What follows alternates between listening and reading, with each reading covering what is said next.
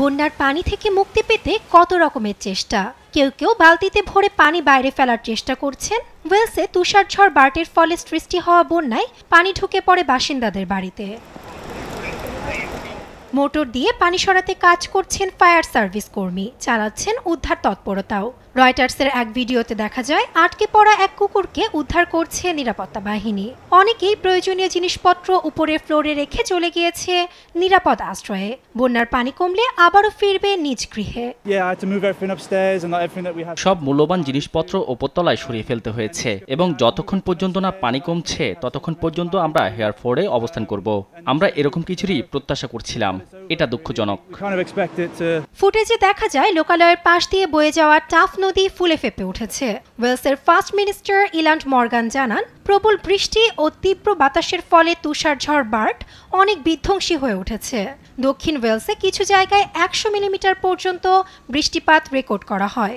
অন্যদিকে দক্ষিণ পূর্ব অঞ্চলগুলোতে জারি করা হয়েছে বন্যা সতর্কতা। এটা যে আমাদের সাথেও ঘটবে বুঝতে পারিনি।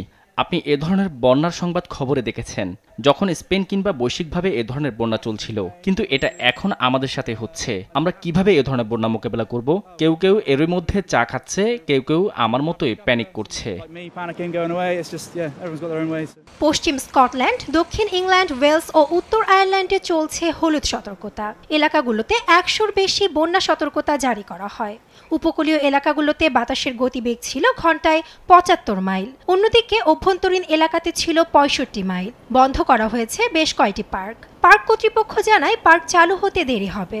রাস্তায় যানবাহন চলাচলেও বিঘ্ন ঘটেছে। বন্ধ রাখা হয় রেল সেবাও। এরই মধ্যে লন্ডনগামী একটি ট্রেন 5 ঘন্টা বিলম্ব করে ছাড়ে। আবহাওয়া অফিসের এক কর্মকর্তা এই বন্যাকে বহুমাত্রার দুর্যোগ বলে অভিহিত করেন। কয়েকদিন আগে আঘাত হানা তুষারঝড়, বৃষ্টি ও তীব্র বাতাসের ফলে এখন পর্যন্ত একজনের প্রাণহানি ঘটে। নাসরিন আক্তার, নিউজ ডেস্ক, দেশ টিভি।